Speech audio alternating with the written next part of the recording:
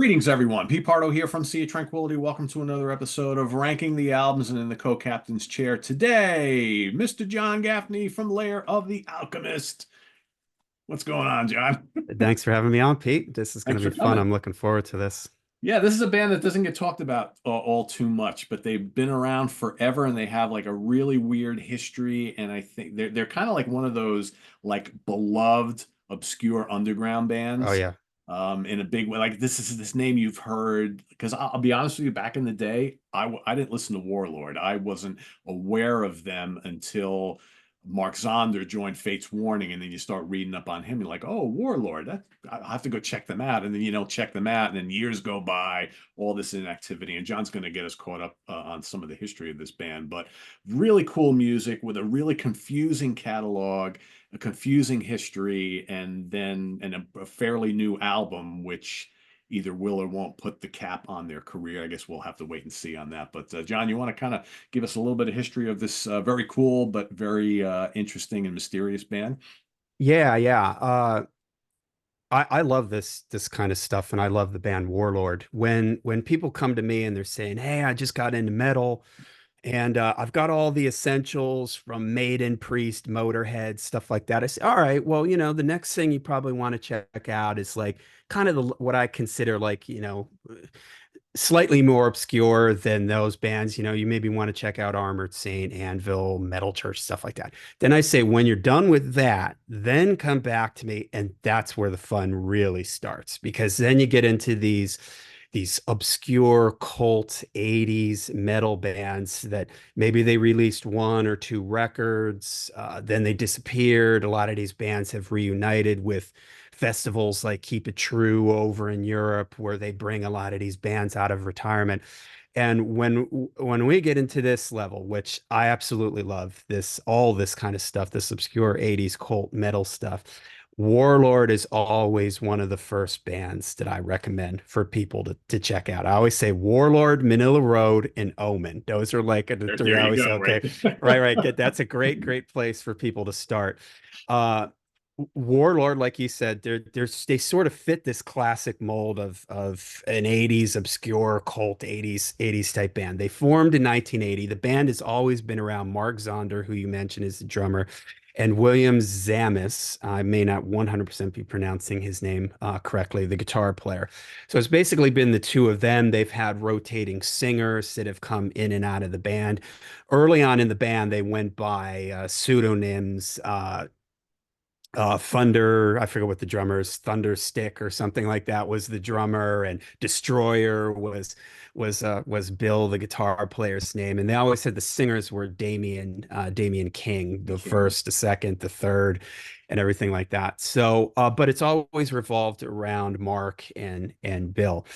So, like a lot of these bands from this era, when you start digging deep into these obscure bands, a lot of them have a similar sort of trajectory, especially if they're an American metal band from that era. Brian Slagel discovers them. Brian Slagel, the owner of Metal Blade Records, so Warlord lands up on the second Metal Massacre compilation album. For those who know, Metal Massacre was like this compilation series that Brian Slagel put out in the 80s, and it was sort of a way for him when he would discover a band, he'd say, "All right, well, we'll put you on the compilation first, and then we'll see how it goes, and then maybe there'll be a full length or a record to come out after that." So they were on the first and second Metal Massacre compilations. Then they put out an EP called uh, Deliver Us, a 6-song EP right here, right? Deliver Us. Uh, Change Singers. Then they put out And the Cannons of Destruction Have Begun. Now, this is a very interesting release because they have a new singer. And as I go through the records and in our rankings, I'll mention exactly who's in the band and everything. But this is a live recording. I put in quotes because they went into the Raymond Theater and recorded live, but without an audience. So their first proper full length is sort of live. It's them playing live, but there's no audience there, and they redo the songs that are on Deliver Us, plus a couple extra songs. Then, in classic cult '80s metal fashion, they disappear for many, many years. Right? Exactly. There was a compilation that came out, Thy Kingdom Come, which is pretty strange, I guess, to have a compilation when you've only got one full length and an EP. They also released a 12-inch single, I should mention, between the EP and their first full length. And this has one song that's not on either of those, any of the previous releases. They disappear for many years. Then they reunite, they come back, and they release a couple albums through the Holy Empire, Rising Out of the Ashes. And then unfortunately, Bill Samus passed away. But Mark Zonder keeps the band going. He brings in some other people, and they work on stuff, demos, and things that he had been working on with Bill. And their most recent album then is from that incarnation of the band. Free Spirit Soar, right? Yeah, Free Spirit Soar, which just came out like a couple months ago, and it has I've got it written down on my list here who's in the And band, Jimmy but Waldo from Alcatraz, yeah, formerly of uh, Nirvana, and Philip Bino on bass, who has been playing in the band for a while now, but he's from like Steve Vai's band and Ring of Fire. He's been around, and then brand new guitar player who I have never heard of before, and his name is Eric Juris. yeah, he was in his Amazingly band enough, Crystal Viper, just like yeah. And I think, was a really good choice. And again, we'll get into it when we talk about the rankings of the albums, but I think he really hit the spirit of the stuff that Bill had done before. He really gets that same flavor. yeah. And then a singer named Giles Lavery, who again kind of captures the spirit of the early Warlord vocalist, I think, quite well, and brings his own flair to it as well. So yeah, Yeah, and like I mentioned earlier, like when the 2000s roll around and you start getting all these festivals over in Europe, like Keep It True and Bang Your Head and things like that, Warlord is sort of this. And with the dawn of the internet too, people are able to start discovering these bands that maybe only released one or two records back in the '80s, and this cult following really builds around Warlord, especially in Greece. They're huge in Greece. Unfortunately, because of Bill's health, the band is unable to do any kind of extensive touring, but they are able to go in there and play various festivals in Greece and Germany and stuff. And there's a Live in Athens album that came out, and yeah. So, and as I mentioned with the Kansas Destruction Album, I said this, they also released a VHS tape from that live album. It was recorded live, and they released a VHS tape, which was very interesting because they had never played any live shows.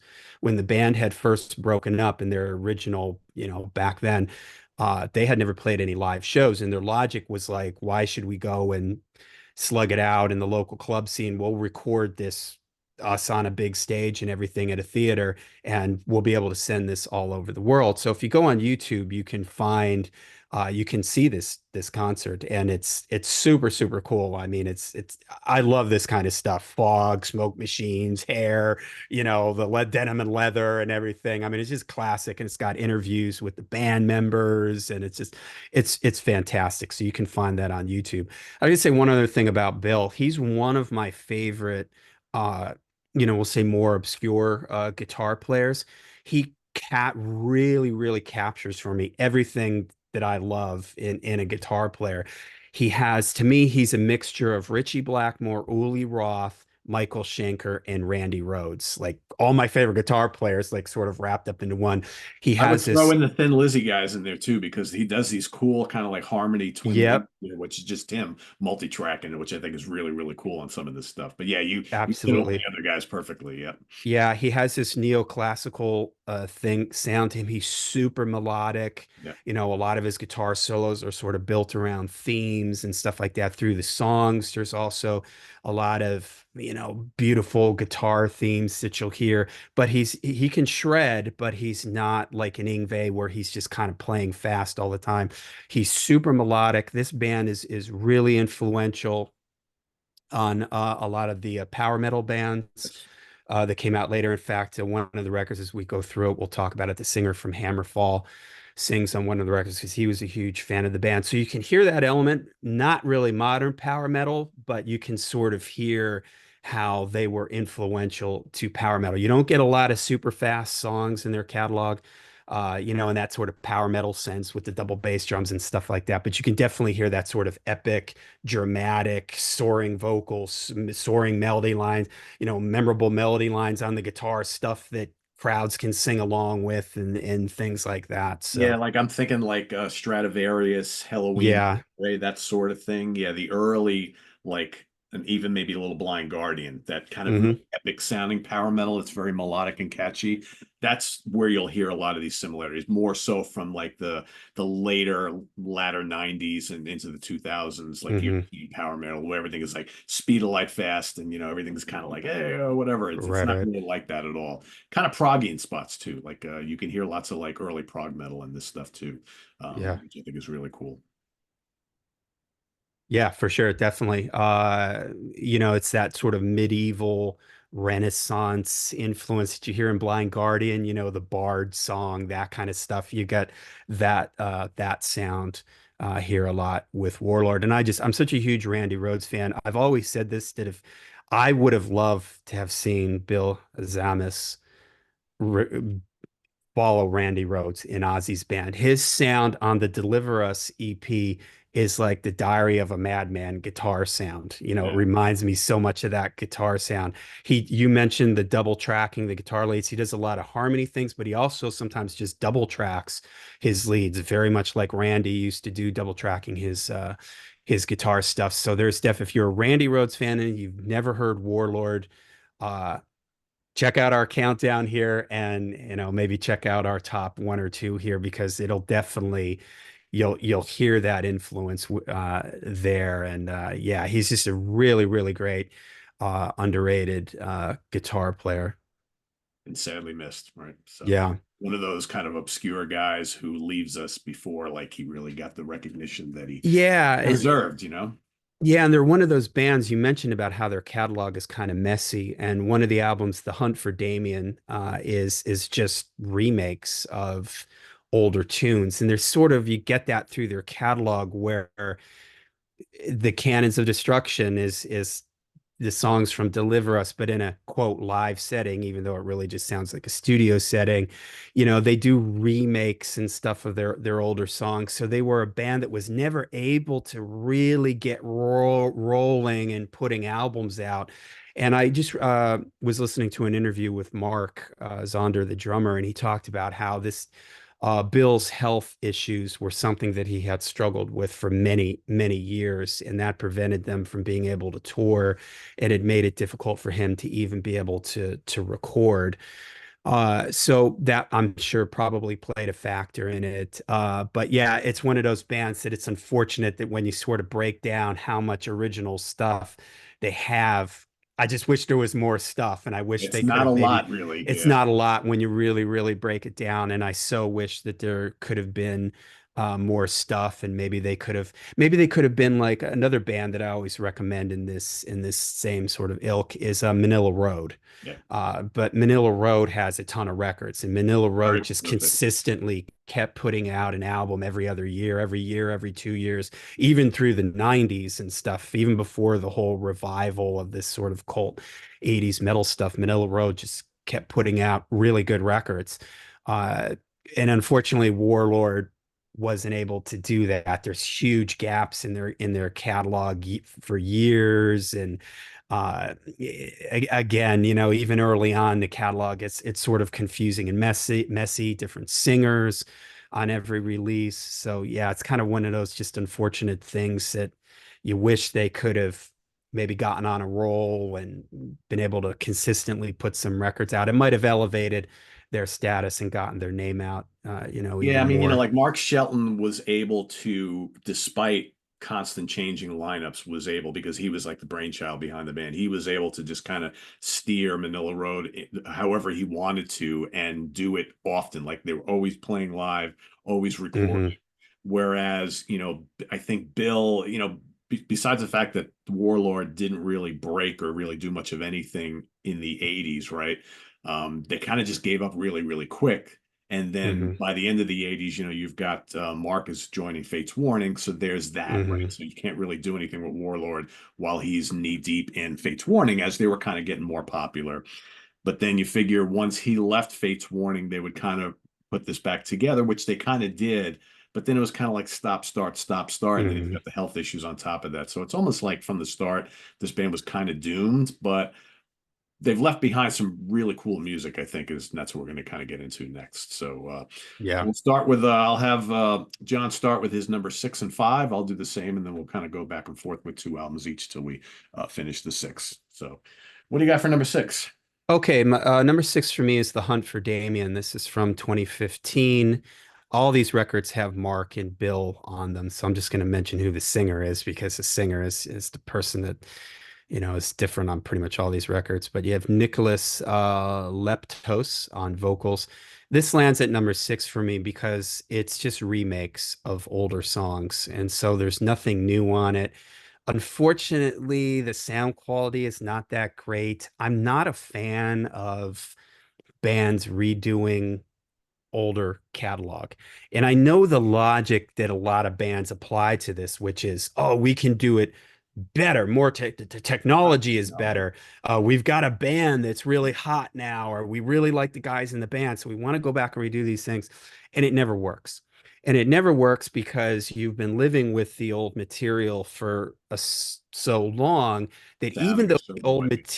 even though the old material might be quote flawed in the sense that it's low budget or they didn't have the resources they wanted early on, you've lived with it for so long that you almost can't hear it any other way. It's like when they redo a movie, make a remake of a movie, especially a classic movie that you've lived with for ages and ages and ages. It never works. It never works because you remember the old stuff and it never translates. So this doesn't work for me. It was also, I don't have a physical copy of this because it was released, I think, like independently or in a very limited quantity. So it it just doesn't work for me. I don't recommend it. Just go back to the original stuff. The original stuff has been reissued various times. Some of it, not all of it, is on the streaming services. It's all on YouTube. So I don't recommend this. And it's when things like this happen too, I always worry that someone's going to go, oh, yeah, Warlord. I've heard about Warlord. Let me type it into YouTube and see what comes up. And maybe this comes up first. And not that it's terrible, the performances are good on it and everything, but I wouldn't want this to be somebody's first Warlord album that they hear. So, And I so think that, what would have been nice too for this is that, maybe because you got the new singer, right? Let's redo all of our classic tracks. Let's give the fans a new song or two. And they didn't yeah, even do that, you know? And it's yeah, almost like, exactly. Nicholas Leptos becomes like an afterthought in their history because all he did was come in and re-record some old stuff with him on vocals. So he really hasn't contributed much of anything to this band's history. Yeah, About it. exactly, exactly. And if it was something like you want to put out an album and at the end of the record there's a couple bonus tracks, re-recorded things, I'm okay with that. I know like Maiden re-recorded some Paul Di'Anno songs with Bruce on their like 12-inch singles type of thing. I'm okay with that. When you were just releasing a full length like this, it just doesn't work for me, so I don't recommend it. But okay, number five for me is going to be from 2013, The Holy Empire. This is Richard Anderson on vocals, and you also get Gilles Lavery, who would reappear on their most recent record. He sings on one song on this song called Kill Zone. Unfortunately, that's my least favorite song on this particular record. I'll take it out so the glare isn't quite as bad. Interesting note, this is a 3 record set. It's got a bunch of live and demo stuff on it. Poster on the inside and a super nice booklet. I do really like this record. It comes in at number 5 for me though, because I don't like the production on this compared to the ones that I rank higher than this. And there are some songs that don't work for me. I mentioned Killzone already. It's a little too like, I don't know, aggressive or something. It's not really I it's not the zone I'd like to hear Warlord in. Warlord works best for me. They're where they excel is when they're doing sort of this epic soaring melody lines and that sort of mid-tempo, slightly faster above mid-tempo thing. So that particular song doesn't work for me. 70,000 Sorrows is great though. It's classic Warlord. You hear this a lot. Bill does this. I call them the Diary of a Madman riff. These single note kind of minor scale things that he does reminds me of like Diary of a Madman or the main riff in Crazy Train, that type of thing. It's almost like a signature Warlord thing. So you get that in 70,000 Sorrows. There's some nice double bass drum work, classical guitar style themes, which I love. That Kingdom Come is another one that I really like. Mid tempo with kind of a wistful melodic melody line in the vocals. Cities of Troy is pretty cool. It's ominous sounding, kind of this, again, this minor scale main riff thing. There's this wicked halftime feel that the drums are doing underneath the bottom of it, which I just love. The guitar is playing like this sort of eighth note figure, and the drums are playing like half feel underneath it. It gives it a really heavy feel. There's some chanting monks in there, which, all metalheads, we all love that kind of stuff, right? Night of the Fury and Father both have the sort of the classic Warlord feel. Because, like I mentioned, this is what year did I say this came out? 2013. 2013? Is that Yeah. what I said? Yeah, 2013. So the band, like as we go through this, you're going to see there's big gaps in their catalog. But City of Troy, like I said, is really cool. Night of the Fury and Father, classic Warlord feel, and I absolutely love the title track, Holy Empire. Uh, Long, changing kind of moods and volume, tempos and keys throughout it, kind of proggish in that sense. Beautiful sing-along guitar themes all over this. Again, Bill is just great at sort of a la Iron Maiden, where you have these melodic lines that you just want to sing along with on the guitar. Pounding an orchestral style drumming where he's just not playing, he's playing kind of like Bill Ward would, where he's playing these sort of textural drum things, all these changes in it. Fantastic. I absolutely love it. I should say I only have it on vinyl. This is not on the streaming. I've never heard the CD version. So when I comment on the production, I don't know if I'm being influenced by the vinyl version of it. So all right, so that's my 6 and 5. Cool. Well, we're pretty much in sync here. My number six is also The Hunt for Damien. Like you said, it's fine for what it is, but basically all it is re-recording some of their best songs with a different singer. And quite frankly, I don't know that Nicholas Leptos really does any better of a job singing these songs than the previous vocalists do. So to me, nothing on here like surpasses what we've already heard from them. It's all good. I think to your point before, I think I also am not crazy when bands go into the studio and re-record classic stuff or classic albums with the current lineup and a new singer with what they say is better production values and technology, whatever. For me, go and play the stuff live and release a live album, because I'd almost rather hear the stuff in a live context than Yeah. just going back into the studios again. But for what it is, it's fine. But if you're new to this band, don't go to the Hunt for Damien first, because that's not really going to give you, in my opinion, the best representation of some of these classic songs. Of you got Lucifer's Hammer, Black Mass, Battle of the Living Dead, Winds of Thor, all really really great tracks, but they're probably, you can hear them better in other places that we'll get to. So that's my number six. My number five, I'm also going to go with the Holy Empire from 2013. But this is really good. It's quite good, actually. So here, like you mentioned, you got the new singer, Richard Anderson. I don't know if I like him as well as I like some of their other singers who came before and after him. He's pretty good. There are some spots on this album where I feel he's got kind of like a monotone singing style. Like I love 70,000 Sorrows, which opens up the album to me. That's got like this, you mentioned Diary of the Madman from Ozzy. I also get like some Rainbow Rising in a Hmm. lot of their stuff. This whole like Yeah, yeah. big, sweeping, grand, majestic, epic style metal. That's a really good track. Thy Kingdom Come is terrific. I love City Walls of Troy. I don't mind Killzone. I think Killzone is kind of, it's them dialing it up a notch. And I Mm, like the vocals on that. So that's the guy who sings on the more recent album. That's got kind of like a priestish feel to it. I think the vocals kind of sound a little bit like Ripper Owens on that one. Night of the Fury is amazing. The title track is amazing. And you mentioned Zonder's drumming on this album, which I think is really good. And he is doing all sorts of cool little textural things and these nice little fills. Really, really good. He's such an amazing drummer, and it's great to hear him. I know Mark Moore from his time spent in Fate's Warning, and he's doing some pretty technical stuff in Fate's Warning. It's kind of cool to hear him doing a little bit different things in this band, which is really interesting. And he's done some other more straightforward stuff, but this is really cool. Really good album, great artwork. If you get the CD from High Roller Records, High Roller Records has reissued a good chunk of their catalog. You get these cool kind of like slipcase things, posters, and then tons of bonus tracks. So here it's got like rarities and a lot of demo versions mm, of some of yeah. this stuff. Very, very cool. And but again, you're getting like a lot of the same songs over and Hmm. over again in different contexts from different sessions and whatnot. So, if you get all these reissues, you're getting a lot of the same material over and over again, but it's kind of cool to have it all because at the end of the day, you'll wind up getting most of the recorded output from this band. So yeah, that's my number 6 and 5. Cool.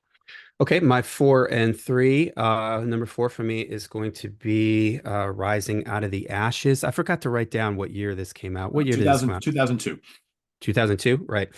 So I had started getting back into collecting vinyl in like 99, 2000, and Warlord was like one of the first, like, I don't know who's this band. Oh man, but this cover looks cool, and I got it and it got me really like excited, like, whoa, I love this. And at the time, was only paying like $6 or $7 for these records. So it was really exciting and I was really into Warlord. And so when this came out, I was like all over it. I was like, okay, wow, this is really cool. And I was really hoping that, as we mentioned in the intro, that maybe they'd start releasing stuff on a regular basis. That wouldn't be the case. Rising Out of the Ashes and then Holy Empire is the next one. So you've got a 10-year gap, 10, 11-year gap. So I was really excited to get this. This has Joachim Kahns on vocals. He's a singer in Hammerfall. Some people have an issue with that. I don't. Maybe it's because I don't know. I don't want to say I'm not a Hammerfall fan. I just don't own a lot from Hammerfall. I've got like maybe one or two Hammerfall CDs, so I'm not really invested in Hammerfall. I don't have a problem with his vocals on here. I think that he sounds good. I like the production on this. It's not too slick, but it has some vibe and atmosphere to it, real kind of clean sounding. All the frequencies are in check. Nothing jumps out at you like it's too screechy or it's too muddy or anything like that. Everything is just kind of right there. I think the guitar sounds really, really good on that. That's what really jumps out from me is Mark and the guitar. They're kind of the backbone of this band. And Bill's guitar sounds fantastic on this. Battle of the Living Dead, some really nice harmony guitar parts, double guitar solos. Mentioned that earlier, all Randy Rhoads. So that just, gets my heart racing. I'm such a Randy Rhoads fan. Enemy Mine gives me these Blackmore Snake Charmer guitar scale vibes to the main riff. You mentioned Rainbow Rising. I hear that Richie Blackmore sound in there. Invaders has a fast driving, maidenish bounce feel in the rhythm to me. Some fantastic classical influence, almost progressive guitar there. Solo section is all kinds of changes going on underneath it, which I just love. Winds of Thor is great, mighty, triumphant riffs. A lot of the Warlord stuff, especially as we get into the earlier stuff, it just has this like, fist in the air. As I joke, get that suit of armor out of your closet, dust it off, get on your horse, and we're Sword in storming. hand, right? Yes. That's Yeah, what we're it's storming about. a castle at midnight.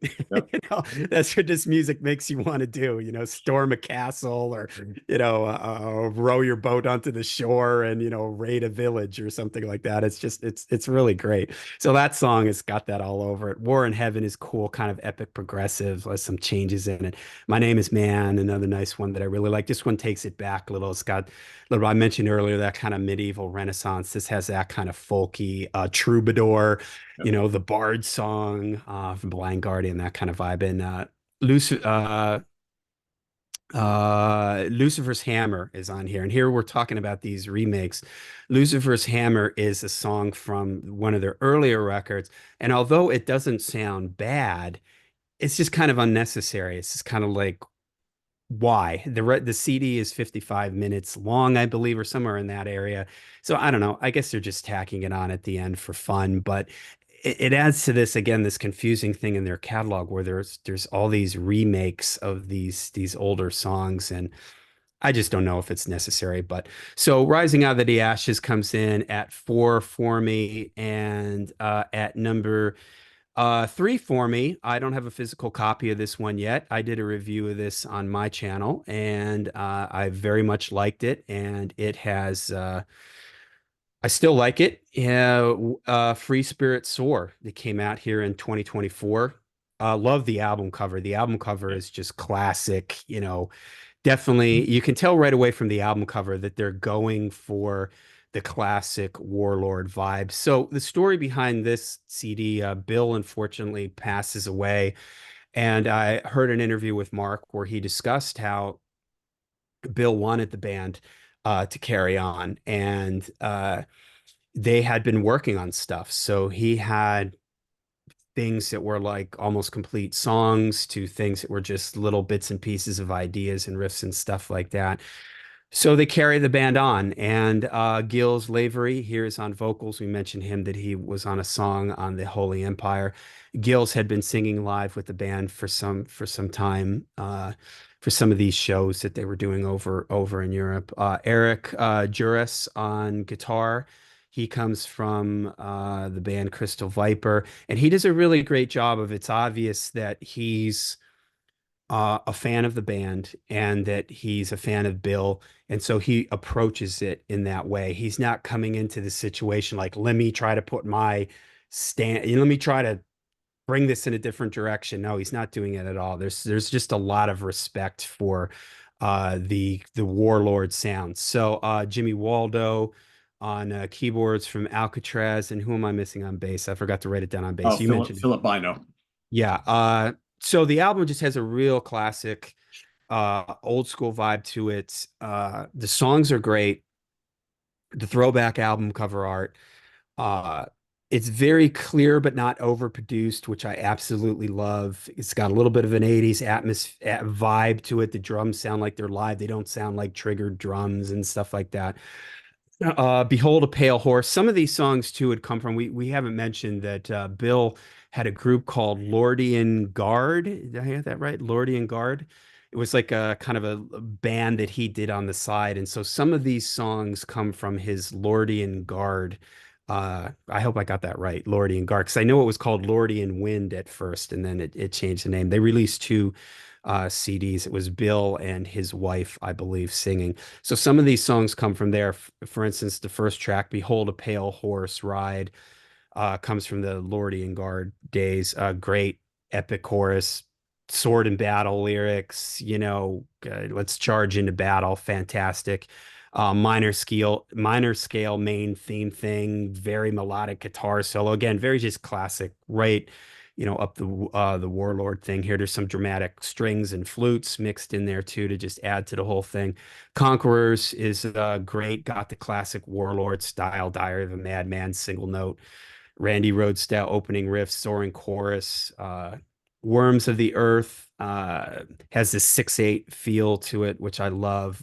Vocals start getting a little more intense. In my original review of this, I mentioned this, that it kind of feels like it takes the vocals a couple songs to really get going. And here he does. He starts getting up a little bit more in his range. And on the next song, The Watchman, he really starts getting into his upper little grit on his upper voice. I kind of wish that he had done that from the beginning of the record, because all of a sudden you get to The Watchman, you're like, whoa, like, where did this come from in his voice? He's like really up gritty, high, really sort of pushing his voice, which I think works really well. I wish he had kind of done that earlier. There's some nice double bass work in The Watchman. Free Spirit Soar, this Tarot Woman like opening keyboard thing, which is pretty cool. Brings me back to the rainbow thing. I mean, I just love all the songs on this record. They're all really catchy. They all got the classic Warlord thing going on here with this mix of classical sound and the themes and the melodies and everything. So yeah, just this whole record is great, and it's just really fantastic the way they were able. I'm so glad that they didn't go in and do some like overproduced, computerized, quantized, triggered, amp simmed out record. You know, it was obvious that they went into this, and I heard in an interview with Mark Zorn that that was what they were going for. They kept it real, kind of simple, trying to record the way they used to record in the '80s, and it totally works. It's a really really strong, really great record. Yeah, I think, and I'll talk about it in a minute, but I think it basically sounds like there was no gap in between, that there was no Yeah. kind of changes in between. It just sounds like another Warlord album, and a really good one at that. So yeah, more on that in just a little bit. So I'm gonna go. My number four is gonna be Rising Out of the Ashes. So we're pretty much in sync throughout this whole thing. The third album, again, another example of, like, we got almost 20 years between albums here. And even though you got a fairly different lineup, well, you still got Mark and Bill, obviously, but they bring in Joaquin from Hammerfall. It still sounds just like a Warlord album. There's that nucleus is there. And I agree with you. I think and again, I'm not a huge Hammerfall fan, but I know enough for their catalog, and I like them. They're pretty good. I don't understand why, because you're absolutely correct. Hammerfall fans don't like his performance on this album. Yeah. But I like it because he doesn't sound like he's trying to sing exactly like he sings in Hammerfall. And I think it works on this album. So I think he does a fine job. There's some really great tracks on here. Battle of the Living Dead is really good. I like it's almost, we talked at the beginning about how they kind of stayed away from the more kind of speed metal variety of this kind of scene. This song borders on it, and I don't mind it when they get kind of close, but they don't go full bore into it. It's got Yeah. little prog metal kind of flourishes here, especially on the guitar solos, which I think are terrific. Enemy Mine, that's kind of doomy, kind of cool. Mhm. Winds of Thor is just absolutely amazing, and that's got that whole like feel to it. I mean, it's just, you just want to make that face, and you just want to get the face pumping for that. It's just so good. The big galloping riff, I just absolutely love it. And I think Joaquin sounds great on. He's singing great. I like the fact they dropped in this kind of like folk metal, no, My Name is Man, which I think is really cool. It adds a little variety. It's not something they normally did. Yeah, let's throw in another version of Lucifer's Hammer. It's a great song. We know it. We get it. Does it need to be here? No. And Sons of a Dream, I think, is great. And I love his kind of like harmonized lead guitar work on that. Mhm. It's just terrific. And Achilles Revenge, another really good one. I think it's a really, really good album. I dig it a lot. And my number three is also going to be the latest album, Free Spirit Soar. So this, ironically enough, was the album, the first thing I got from the band. I never had any of their other stuff, even though I've heard Mhm. this here and there. This prompted me to just dive into this catalog. And then when John and I were talking not that long ago, I found out you were a big fan. I said, well, I could probably do a ranking here now, because I've just really gotten into the band since the release of this. And I think Jimmy Waldo adds a lot to this album in a good way. He's not overbearing. I mean, you said it perfectly. They basically went to do an old school Warlord album, and it sounds like it. Let's not mix things up too much. Let's not throw in some influences or sounds that'll make the band sound much different than they always have. I think Jimmy's presence here is felt, but it's not overpowering. I think Eric does a great job on the guitars, just kind of coming into Bill's old style, which is excellent. I think the vocals are really good. And I agree with you. I think he gets better as the album goes along here. But there's just some classic stuff on here. I think that Lavery sounds at times, because sometimes, you get these singers who you're not really familiar with, and you listen to the voice and you're like, oh, that's giving me a vibe of someone else, but you can't really pinpoint it. Mhm. I've thought that since I got this album, and then when I was re-listening to it, getting ready for this week, he reminds me of Zach Stevens from Mm. Sabotage a little bit Yeah. in spots. Yeah. Um, Yeah. I can hear that. Yeah. but there's some really great stuff here. I love Conquerors. I think has this the terrific riff. I love the subtle amount of keys, great vocals on that. Zonder is doing some really cool stuff on this album as well. Worms of the Earth, that's like a old song from the demo days. They kind of fleshed it. I think it was instrumental at the time, so they kind of fleshed it out with vocals and lyrics and things like that. It's really good. It's kind of doomy. Watchmen is great. The Bell Tolls, again, another kind of reworking of an older track, which I think was For Whom the Bell Tolls. That's really, really good. I love Alarm. That's nice and majestic and melodic. Twins is a great track. It's got great soloing on that. It's got like a little bit of Sabotage feel, like the more proggy Sabotage. And then the big epic closer, Revelations 19, is really, really good. And again, brings that whole like kind of like Rainbow Rising feel, this just majestic American metal. Not that Rainbow is American, but that whole like kind of Hmm. early 80s vibe from some of the American bands here. You mentioned Omen earlier, Manila Road, Armored Saints, early Fates Warning, that type of thing. Hmm. It's a really good album. I think for those who maybe dabbled in Warlord back in the day that figured, it's a, we know Bill's dead, it's a new album, blah, blah, blah. It's probably not any good. Don't sleep on this album. Really, really good. I think if, I almost had this higher and I could see at some point I might rank it higher, but it's almost like it doesn't have Bill, so we can't rank it above Yeah, yeah, two the albums we're going to talk classics. about. But it's really, really good, folks. Don't sleep on this one. So that's my number 4 and 3. And let's talk about those first two. All right, 2 and 1 for me. At number two, boy, this was hard. I could have flipped these around. The only reason why this comes in at number two for me is just because it's an EP. So Deliver Us. I mentioned when I started getting into collecting this type of stuff, I just I love this record. The sound on this EP. We've got Damien. This is their first release. So as I mentioned earlier, everybody went by pseudonyms early on. And so the singer is Damien King the first. His real name is Jack Rucker. The mix on this, it's lo-fi, but I say that in a good way. That's not I'm not disparaging it. I'm not putting it down. Uh, but it has this atmosphere to it. It has a little bit of a dark hue to it. It has a little bit of reverb to it. It reminds me of Epicus Doomicus Metallicus from Candlemass. Candlemass, that album has atmosphere to it. And there's certain albums from this era where they're able to capture this.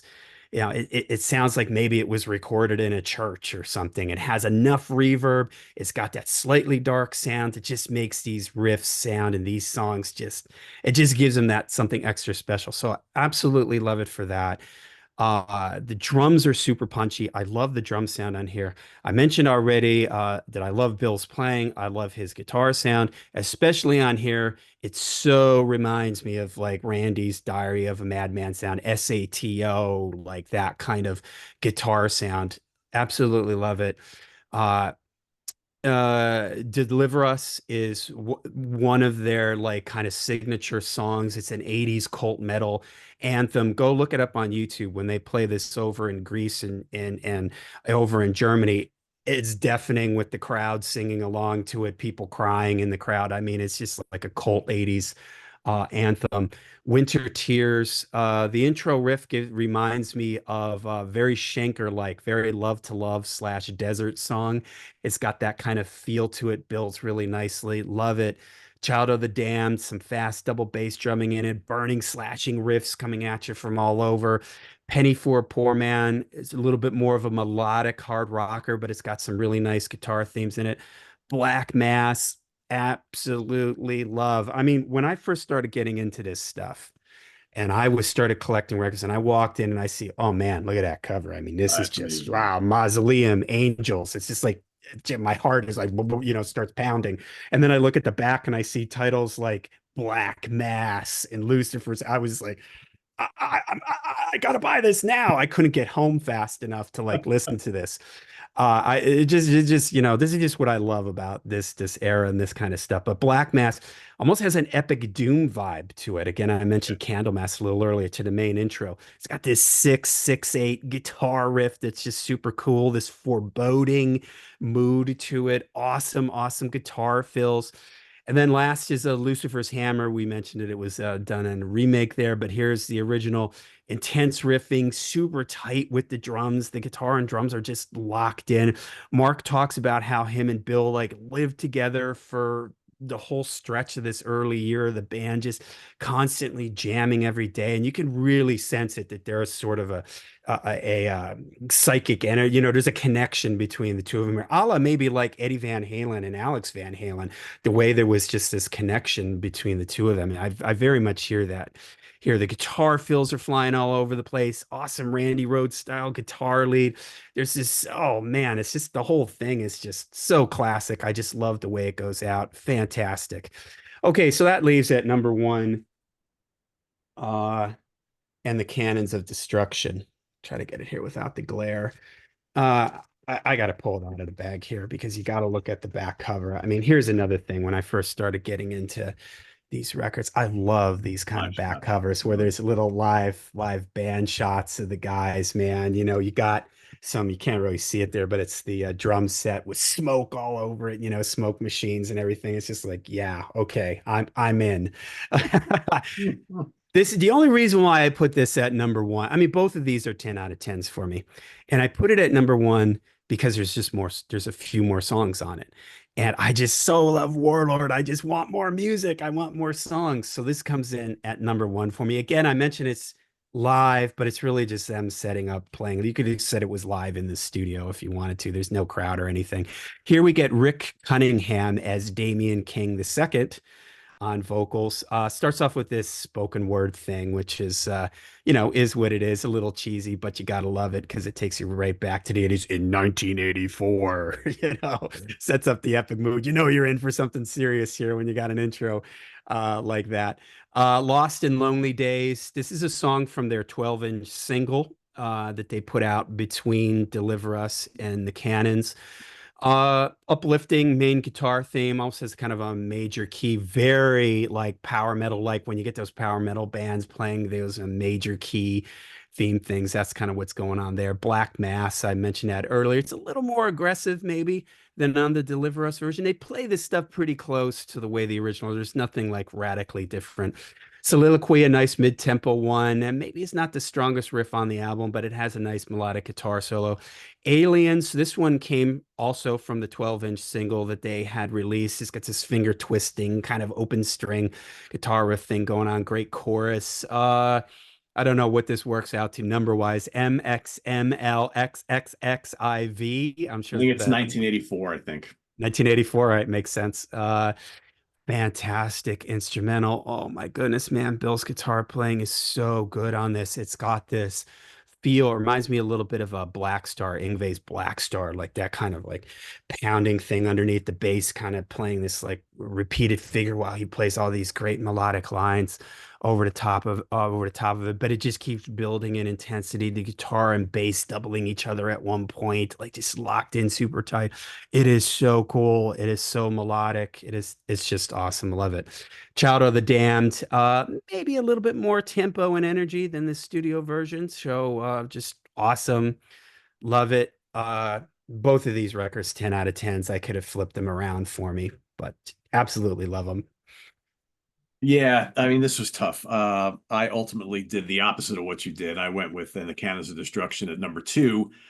You could do either way because I like your rationale for it's what's got a little bit more music and it's basically the same songs. But I went with number one with the actual EP, the original recordings. So, but they're both great. I mean, yeah, it's almost like it doesn't really sound like a live album. A, you don't have any crowd noises, right? And it's the recording is actually really good, and the arrangements and the precision of the playing is just dynamite. So Yeah, spot how on. many takes I mean, because I think they did this all in one take, right? If I remember correctly from reading up. Yeah, I think they just said they really wanted to do it like a live show because they filmed that VHS Yeah. tape thing. And in fact, on my record, doesn't say it on the cover, but it says it on the label, like soundtrack to the VHS recording or something like that. It says it on the label of Yeah. the record. So yeah, I think they were really trying to just get a live, so which is crazy because they never played live. So for them to, it's not like they were out, they had played these songs for like, like most bands when they're They getting sound like started. road warriors here, Yeah, right? I mean, they exactly. They've sound, been playing the songs for ages, slugging it out in the clubs. These guys didn't do it at all. They kind of took like the Queensryche path where they just locked themselves in a rehearsal space and really fine-tuned, shined up the metal here and just made themselves like this really, really sharp, fine-tuned machine. yeah, and it sounds great. So, I'd almost say, because we always have to do it on these ranking shows when someone said, okay, well, you gave us all your rankings of these albums. Which one should I get first? This might be the one to get first, right? Maybe over the EP, just because, like John said, you get those extra few tracks, and the versions of the songs are really just as good. I do want to mention here, I get, especially on the EP in this, we talked about Candlemass, we talked about Rainbow, we talked about early Randy Rhoads era Ozzy. I hear a little bit of Kansas on some of this stuff, Mm, especially some of the mellower, more atmospheric and proggier songs like Soliloquy. I yeah. hear Kansas in that quite a bit from some of the arrangements and maybe the vocal tones as well a little bit. But so that's my Yeah, number good call. two. And then I'm gonna go with Deliver Us, as my number one. Where the hell is it over here? Yeah, that album cover is great. I love the logo. To me, I Yeah. I put a lot of stock in logos, and I like when bands are consistent with that logo, right? So they're still using the same logo to this day. I love that, means a lot to me. It shows you that they care about their brand and they want to keep things consistent. I love the vocals on this album. I love the songs. I mean, we've already talked about these songs before. Winter Tears is great. Child of the Dam is great. I get a lot of, especially on that song, Child of the Damned. It's kind of proggy, it's kind of moody, it's got these cool, complicated riffs and solos. I hear Omen, I hear Fate's Warning, but more importantly, and I'm sure that the band was listening to this band, uh, that first Dream Theater album. I Mm, could totally see a band like Dream Theater, because they were already fans of Fate's Warning. I could totally see them like listening to Warlord. It's like, oh, we're going to kind of do that. Maybe just dial up the prog a little bit more, right? But take that kind of framework, that kind of like, very complex, moody, but like majestic style of metal. It's very, very cool stuff. Penny for a Poor Man is a great track. I hear a little bit of Rush in that, a little bit of Kansas, Fate's Warning. Again, Lucifer's Hammer, we've talked about it over and over on the show, but man, that's such a great track. mhm. What would you pick as your favorite song from this band? That one or Black Mass. Yeah, those are probably two that I would lean towards. They're both amazing. Uh, Deliver Us from Evil is another great, great Yeah, song. that's another Uh, one too. Yeah, really for good. sure. And then if you get obviously the reissues of this album, you get the great bonus track Mrs. Victoria, which is terrific. Yeah, That was like a Japanese bonus track. which is on that compilation Yeah. that I mentioned earlier. Yep. So just to give everybody a little idea of kind of like, so this is the recent High Roller Records CD reissue of the first of the EP. So as bonus tracks, you get Mrs. Victoria, which I just mentioned. Then you get other versions of Lucifer's Hammer, Winds of Thor, Child of the Dam, Black Mass, Soliloquy, The Rainbow, and City Walls of Troy. They'll throw like live versions and some demo versions. And then on the Holy Empire, you get here another version of Killzone. You get Child of the Dam, which is from live from Keep It True Festival 2013. City Walls of Troy, War in Heaven, Night of the Fury, 70,000 Sorrows, Glory, The Holy Empire, Killzone again, demo version, Night of the Fury, and the various other because they've reissued most of this stuff. And so you get all different versions Mhm. of these songs. And I think when it gets down to it, when you really look at just how many like original songs there is in this catalog. We talked about 6 albums here. There's probably only maybe 3, if that, Yeah. of full length albums of all original material. But that's kind of the history of this band. That's unfortunately that's what we got. But what And that sort we of got is adds to the pretty good. mystique. That sort of adds to Yeah. the mystique too. The fact that these bands, they only released a little bit, they disappear. No, but there's so little to go with that people then obsess over what is there. And it does sort of add this sort of mysterious thing to this band. Like, where did they come from and where are they? All this other kind of, so it sort of adds to the charm in some ways. That said, I still wish there was more material from them because I do love Yeah, and I think probably both from where playing. they're coming from is they know that they have this kind of history. They know there's all these stop starts and long gaps of Yeah. inactivity, and they probably also realize that a lot of metal fans probably haven't heard a lot of these earlier songs. So when they do a new album, they're like, let's re-record one of our old classic classics for all those people who never heard it the first time, but yet the fans who have been on board are like, oh, we get another version of Lucifer's Hammer. All right, whatever, with a different singer. So Yeah. now it's like you got like that song with like four different singers that are Yeah. available throughout the And this catalog. stuff was out of print too for the longest Yeah, time. that's That's the true. other thing. Like those early that early stuff, which was released on Metal Blade, had was just out of print, forever. It wasn't until sort of this revival in the 2000s where you get these small boutique labels that are releasing all these older recordings from these bands that maybe only had one or two releases in the 80s. So Yep. yeah. Yeah, absolutely. So there you have it, everybody. Our ranking of Warlord. You got lots to ponder today. If you are a fan like us, let us know how you rank them down in the comments below. And if you're brand new to the band, well, you got some recommendations on what to go out and get. Like we said, a lot of this stuff has been reissued in more recent times, so you should be able to grab most of these out there in the wild. And John and I are going to get back together on his channel, Lair of the Alchemist, next weekend. So, John, you want to give everybody a little preview of what we're going to be discussing there? Yeah. With guitar players and Yeah. bass players, as well as what's new going on with you on Lair and your podcast with Martin on the ACDC All podcast. right. Well, thanks for having me on the show, Pete. I love Sea of Tranquility. Sea of Tranquility is you and Sea of Tranquility is what influenced me to Thank you. start my channel. So I thank you for that. And I thought it would be fun. Pete's a guitar player, as people have seen on his channel. I've seen you bust your guitar out every now and then, shred some licks, and go for it. So I thought, you know what? I'm a bass player. You're a guitar player. Let's do a video of our favorite guitar bass duos. Guitar and bass players and maybe have a little bit of synchronicity between them. Maybe there's a little bit of energy between them. Maybe when you think of one, you think of the other. So Pete thought it was a good idea. So we're going to be doing that over at Lair of the Alchemist. You can look for that maybe in the next week or so. That video will be coming up. So that's going to be a lot of fun. I've got my channel, like I mentioned, Lair of the Alchemist. I also do a Black Sabbath podcast with my friend Darren, Into the Void, Black Sabbath podcast, available on all the streaming services. And I do an AC/DC podcast with Martin Popoff. Everybody at Sea of Tranquility knows Martin, I'm sure. He's on your Friday show. We do an AC/DC podcast called Kicked into Teeth, an AC/DC podcast. It's a monthly podcast. It can be found on all the streaming services. Very cool. Lots of good stuff coming your way. Glad to hear it. Awesome. So yeah, that's it for today. So as far as what the ranking show will be next week, I'm not 100% sure yet. I know I've got a few things in the works, and Grant Arthur and I have also talked about ranking the albums of Poco, so that's coming up soon too. I'm just not quite sure if that's next week or if it'll be an episode me solo.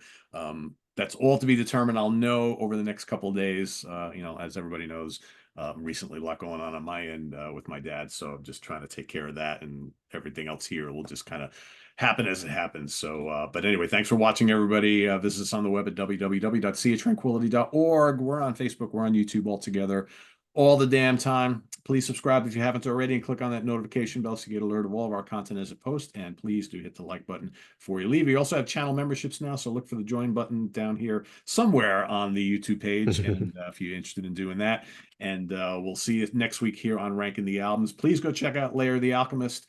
For John Gaffney, I am Pete Pardo. See you next time. Take care, everybody. Bye-bye.